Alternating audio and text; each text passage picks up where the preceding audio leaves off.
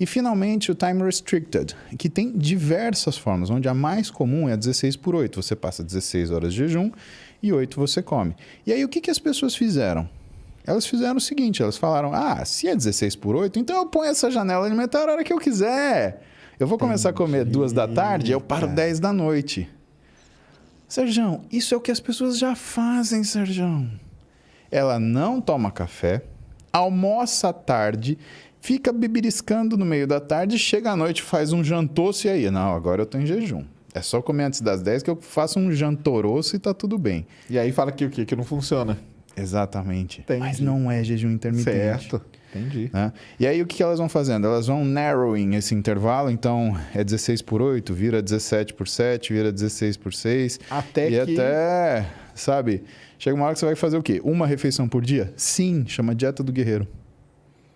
Porque diz que na antiguidade o homem na selva, né, roubando banana de macaco, ele fazia uma refeição por dia, ele comia tudo nessa refeição.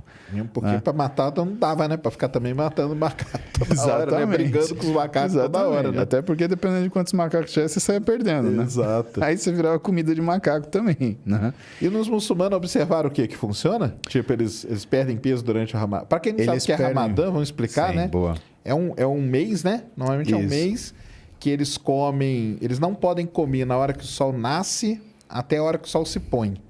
E eles têm uma tabelinha, né? Porque depende de onde eles horários vivem, específicos. Né? Para cada lugar tem o horário que o sol vai nascer e se pôr. Nesse período eles não podem tomar água, né? Não, durante o dia não água e não pode comer. Não pode nem... Se você toma remédio, você não pode nem tomar o remédio com água. Isso mesmo. Né? E é um período de penitência para eles entenderem os que são as situações que estão relacionadas com privações. Né? Você tem horários fixos para orações, você tem 5 orações em horários específicos. Né? E que, assim, cada dia tem um horário, baseado no que é o sol raiar e no sol se pôr. Porque tá ligado com a astronomia. Não é? O sol não nasce todo dia no mesmo horário. Perfeito. E eles têm que seguir essa tabelinha. Eu sei porque eu já trabalhei com um muçulmano e ele andava com a tabelinha, entendeu? Sim. Então ele falava, hoje... não, cara, hoje eu não posso. Só daqui tanto tempo que eu posso comer e tal. Então ele tinha sempre a tabelinha para consultar. Sim. Por isso que eu tô ligado. E ele anda com o tapete dele, né? Anda com o tapete, tudo isso aí. Eu lembro que eu fui dar um curso de suplementação, fisiologia esportiva e nutrição esportiva em Dubai. E no quarto de hotel você tinha o tapete. Que maneiro. E o tapete do muçulmano que tem essa finalidade, ele tem uma bússola. Então você sabe... tem que sempre apontar para Meca. Exatamente. Isso aí. Você tem que sempre apontar para Meca. Isso mesmo. E é muito interessante isso, porque você começa a entender o que é a natureza de um turista e de um viajante. Né? O turista, ele quer, sei lá, Disney, uhul. O viajante, ele quer entender como a coisa se processa. E o legal na vida é você ser viajante para você absorver aquilo e tentar entender algumas coisas que acontecem com a sua vida, na sua rotina, no dia comum, para aquilo que é o seu modus operandi e até entender de algumas coisas por que elas são como elas são. Mas aí eu estava te contando do jejum intermitente. Então, né? E os muçulmanos, o que verificou neles? Que eles perdem peso nesse período, mas eles se recuperam logo depois. Entendi. Terminou o Ramadã, já tá tudo... Vida normal. Né? Por quê? Porque você, na realidade, mexer com peso é uma coisa que tem a ver com rotina, não com sacrifício. É isso que as pessoas precisam entender, né? E parece, né, quando a gente fala dos 4 estágios da agonia, né, que norteiam muitas das decisões humanas, que as pessoas elas fazem uma barganha, tipo, eu me proponho, ou eu tolero, ou eu me resigno a passar o sofrimento de ficar em jejum, mas eu quero perder peso. Né? E quando a gente fala dos 4 estágios da agonia, né, o que é? O primeiro, negação. O segundo, ira. O terceiro, a barganha. E o quarto é a decatexis, né? Quando você relaxa, né? A gente fala isso muito em cuidados paliativos, deontologia, né? Que é o estudo da passagem das pessoas, né? A aceitação do processo de morte. Então, você dá um diagnóstico grave para a pessoa. A primeira coisa que ela faz é a negação. Não tenho isso. O segundo é a ira e a revolta. A terceira, a barganha. Mas e se eu fizer uma caminhada a pé até o santuário? O quarto, aí a decatexis, ela entende que é aquele processo. Né? A ficha caiu. E quem fala muito bonito sobre isso, né, é o Leandro Carnal. Né? Ele fala que é a última lição que a gente aprende. E que curioso no ser humano que o amadurecimento e a idade eles estão em contraposições. E que O nosso vigor físico, ele também tá. Então, a fase que você tem mais sabedoria e mais maturidade, a fase que você tem menos vigor físico e maior idade. E ele fala que é a última lição que você aprende. E que para quem é estoico, né, a pessoa que é aquele monumento de certezas, né, ela não teme a morte. Por quê? Porque... E essa frase é uma frase para a gente pensar. Onde eu estou, a morte não está. E onde a morte está, eu não estou. Logo, por que você temer? Uhum. E que isso você só vai entender quando você se confronta com a sua finitude. Né? Que nem quando a gente olha para esse cosmos aí, você fala, 20 bilhões de anos. Que número é esse? Né? Quantas vidas humanas a gente está falando de 20 bilhões de... Né? Não é tipo, vou esperar ano que vem, né? Do Exato. Natal do ano que vem para trocar meu carro. Não, eu vou... É uma eternidade. Aí um amigo meu diz assim, e cara, nós nunca estamos no dia seguinte... Entendeu? É sempre daqui 100 mil, daqui 200... E nós nunca estamos no 999, que vai ser amanhã. Nunca tá... Por que nunca tá nisso? Ele me fala, ele fica revoltado, fala desse jeito. Mas principalmente com fenômenos cosmológicos, né? Que são coisas que... Exatamente. Mas outro dia eu tava vendo... Acho que foi até no teu canal que eu assisti, que eles conseguiram captar uma explosão de supernova. Bem quase, né? Quase, é porque é muito difícil, eles viram logo depois que ela aconteceu. Um clarão, uma coisa assim.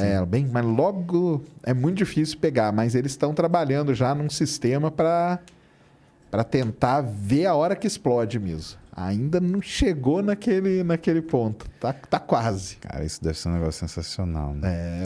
Vai entender muita coisa. Mas depois vão cobrar a gente nos comentários. Só para o pessoal não sair fazendo jejum intermitente à torta e direito. Então, né? Faz aí, porque senão vão lá no seu falar com você. Exato. Aí essa janela alimentar, que é comum ao jejum intermitente, mas não significa que você esteja fazendo isso, o que ela ajusta? Ela ajusta com outra coisa, né, que a gente chama de horizontalização alimentar, né? Então, tem a janela alimentar, fracionamento alimentar e a horizontalização alimentar. Quando você junta o que é o fracionamento alimentar mais a horizontalização alimentar, a gente dá um exemplo muito legal para o nosso paciente, né? Então, a gente pega uma garrafa PET de refrigerante, 2,5 litros. Bom, essa lata de refrigerante, ela tem 310 ml, é isso? 310 ml. Teoricamente, essa lata de refrigerante, ela cabe numa garrafa PET, certo? Mas vamos supor que ela não tenha tampa. E vamos supor que eu quero transferir o conteúdo da lata para a garrafa. E aí, eu pego a lata e faço isso aqui, ó. Ó, até molhei. Bom, a exemplo do que aconteceu aqui, o que vai acontecer se eu virar o conteúdo da lata de uma vez? Muito provavelmente você vai derramar toda essa água e nenhuma água vai cair dentro da garrafa. Por quê? Porque você não fez a conta de uma coisa chamada gargalo. E aparentemente, Sérgio, o que a gente tem é um gargalo na nossa capacidade de absorção e utilização dessa energia. Legal. Então, o processo de emagrecimento, ele conta com duas coisas relacionadas à janela alimentar, que é o fracionamento, ou seja, colocarei uma lata por vez. Porque se eu colocar duas, uma vai estar no buraco errado, ou em buraco algum. Certo. E segundo, a horizontalização, ou seja, eu sempre colocarei de lata em lata. Por quê? Quando você coloca mais caloria do que o seu gargalo permite, de capacidade de assimilação daquela energia, você vai engordar por excesso de caloria. E quando você coloca menos, que é o erro de todo mundo que faz restrição alimentar. É cortar a caloria que você fala. Exatamente. E por que isso é um erro? Né? Isso é um erro porque quando você faz isso, o teu organismo ele entra num modo estresse.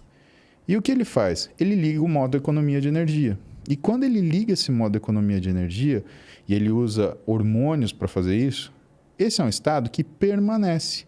Logo, duas coisas acontecem. Ele diminui a velocidade de queima de gordura, começa a fazer uma coisa que a gente chama de produção endógena de glicose, ou seja, o fígado começa a liberar glicemia na circulação, só que não é uma coisa controlada e devagar, é um burst. Puff.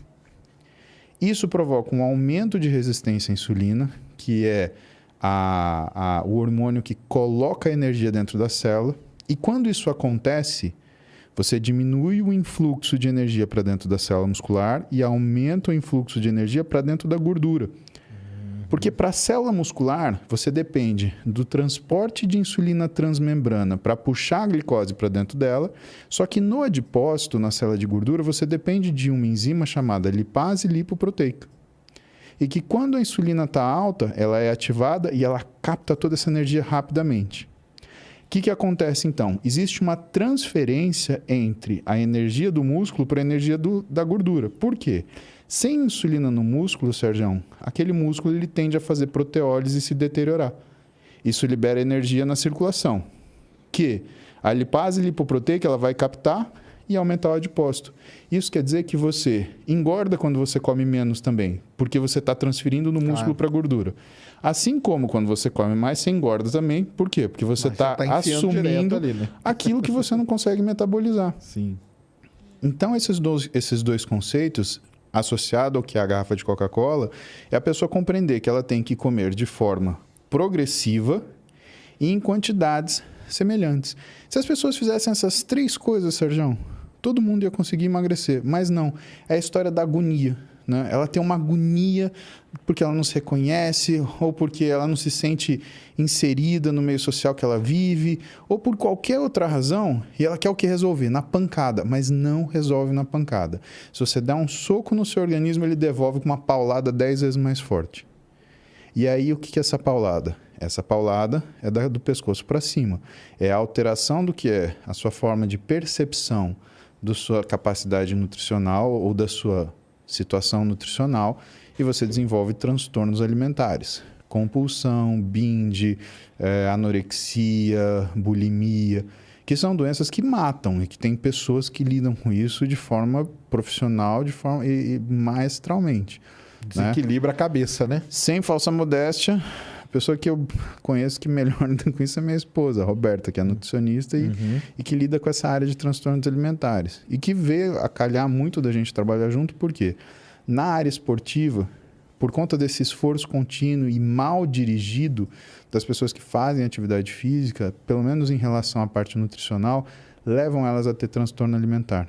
Então, é uma pessoa que está fora do peso, que chega para o médico ou para o nutricionista e fala, não, mas me dá uma dieta mais restritiva. Pô, mas você já fez a dieta restritiva e você viu que isso piorou sua vida. Você quer mais restritiva?